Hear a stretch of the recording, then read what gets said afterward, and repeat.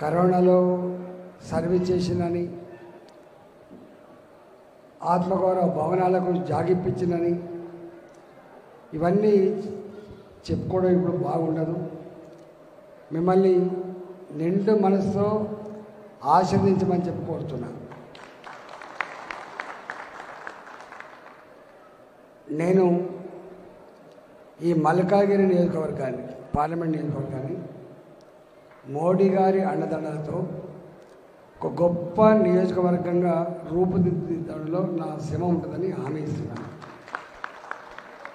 మూడవది, నాకు రెండే విద్యలు వస్తాయి. ఒక విద్య కొట్లాడు, ఒక విద్య ఏమైనా అధికారం వస్తే ప్రజలకింత సేవ చేసేటువంటి పని చేస్తే తప్ప ఇంకోటి చేయదు.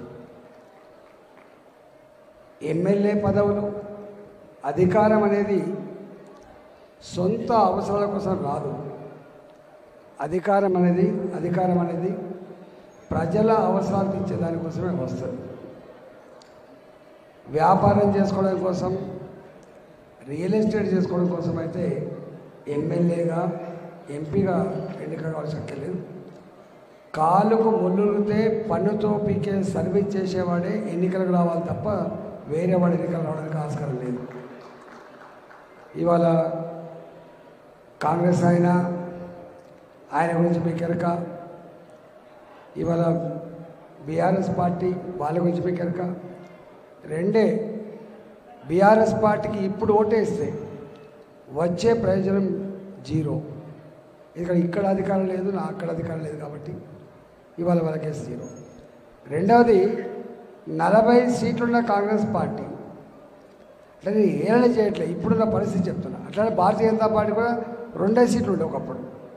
40 సీట్లున్న ఇలా కాంగ్రెస్ పార్టీ దేశవ్యాప్తంగా సర్వేలు చూస్తూ ఉంటే 30 వస్తాయా, 35 వస్తాయా, 40 వస్తా, 40 వస్తా తెలియదు.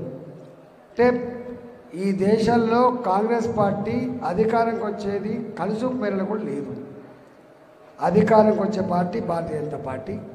ప్రధానమంత్రి మళ్ళీ 3వసారి అయ్యేది నరేంద్ర మోడీ గారే కాబట్టి ఇవాళ వీళ్ళు అప్పుడప్పుడు చెప్తారు కదా, అధికారం ఉన్న పార్టీకి ఓటేస్తే లాభం తప్ప అధికారం లేని పార్టీకి ఓటేస్తే అది వాల్యూ లేదు. కాబట్టి ఇవాళ ఢిల్లీలో ఉండేది మోడీ గారు, మల్కాజ్గిరిలో ఉండేది నన్ను పెట్టుకుంటే తప్పకుండా ఇలా ఐటీ హబ్ కావచ్చు, ఇండస్ట్రీస్ కావచ్చు, లేదా ఇన్ఫ్రాస్ట్రక్చర్ డెవలప్మెంట్ కావచ్చు, ప్రజలకి అన్ని రకాల సౌకర్యాలు కల్పించడానికి నేను మీకు అండగా ఉంటా అని చెప్పి హామీ ఇస్తూ కాలేజీతో ఆయనకి ఫోన్ చేస్తున్నాను.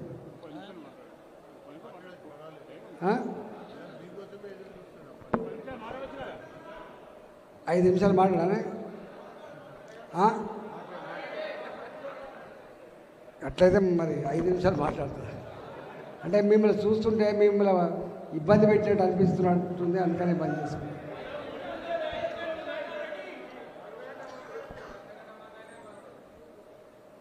అన్న, రేవంత్ రెడ్డికి మొన్ననే ఓట్లేసి గెలిపించింది. మా అన్న కూడా సపోర్ట్ చేసినాడు. ఎన్ని హామీలు ఇచ్చిండే. నేను ఆర్థిక మంత్రి, మీకు తెలుసు.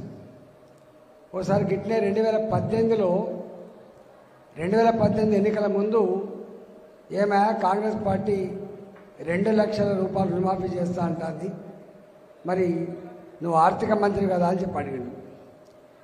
తనది కాకపోతే ఢిల్లీ దాకా దిగమన్నట్టు ఇచ్చిండు. వచ్చేది లేదు, ఆయన ఇచ్చేది లేదు. మరి మనం ఏం చేద్దాం? 5 పైసల బిల్ల కూడా అదనంగా ఇచ్చేటువంటి ఈ స్థితి ఈ రాష్ట్ర ఆర్థిక వ్యవస్థకు లేదు. చెప్పడం నా ధర్మం. అల్టిమేట్గా బాస్ ఈజ్ రైట్ అని చెప్పిన. 1,00,000 రూపాయలు రుణమాఫీ చేసిందా కేసీఆర్? చెప్పండి, చేసిందా? 1,00,000 రూపాయలు రుణమాఫీ చేయలేదు. 4.5 సంవత్సరాల తర్వాత ప్రజలు ఊళ్ళకు రానియరని చెప్పి రింగ్ రోడ్ అమ్ముకున్న పైసలు, హైదరాబాద్లో భూములు అమ్ముకున్న పైసలు తీసుకొచ్చి ఇవాళ డబ్బులు బ్యాంకు కడితే వడ్డీకే సరిపోయింది తప్ప అసలు తీరలే. అంటే అనుభవం ఉన్న ముఖ్యమంత్రి, కమిట్మెంట్ ఉన్న ముఖ్యమంత్రి అంటాడు ఆయన. సంపద కుదరని రాష్ట్రంలో ₹1,00,000 రుణమాఫీ కాకపోతే 2,00,000 రూపాయల రుణమాఫీ రేవంత్ రెడ్డి గారు ఒకేసారి చేస్తాడు. నమ్ముతామానే మనం? నమ్ముతామా? సాధ్యమవుతుందా? ఇంపాసిబుల్ అని నేను చెప్తున్నా. నిన్ను అంటాడు అమ్మతోడు తప్పకుండా చేస్తా అంటాడు. నన్ను నమ్ముండి నేను తప్పకుండా చేస్తాను. నేను నమ్ముతాం.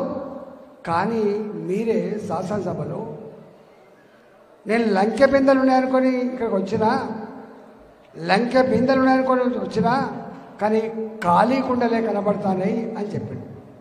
మరి ఖాళీ కుండలు తెలంగాణలో నా ఆడబిడ్డలకు 2,500 రూపాయలు నెలలకి ఎట్లా ఇస్తావు? 2,000 ఉన్న పెన్షన్ 4,000 ఎట్లా ఇస్తావు?